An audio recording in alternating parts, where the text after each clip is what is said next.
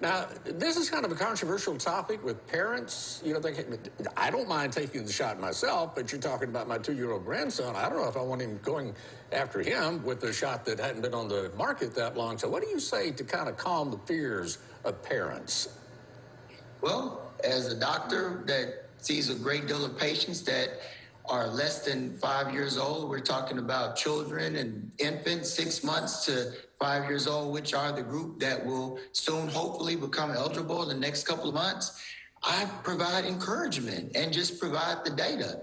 And right now, the data that's being released by the clinical trial is showing that the vaccines are effective. Now, it's a lower dose because these are smaller people. Of course, it's about a quarter of the amount that's given to adults, but overwhelmingly, they're seeing a lot of success as far as those young children getting increases in their antibody levels, which show a great deal of protection and very good safety profiles where they're very low adverse events. So this is very encouraging, and this is the way I approach educating my parents. Dr. Quinn, now in Mississippi, children already are required to get a number of vaccines. We've always been at the top of the charts when it comes to making sure our children are vaccinated, which has always been a good thing. Do you see this becoming one of the vaccines that will be required? Well, it's really a political hot button. I tell you, it just depends on the administration at the time that the decisions are being made.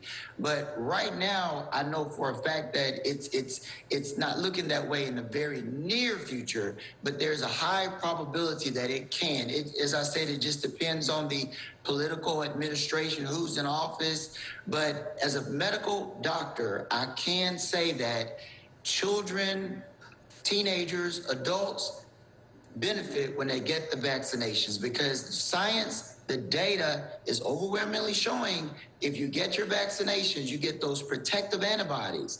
And if you come into contact with coronavirus, you can still get a breakthrough infection. It's less likely, but you can get one.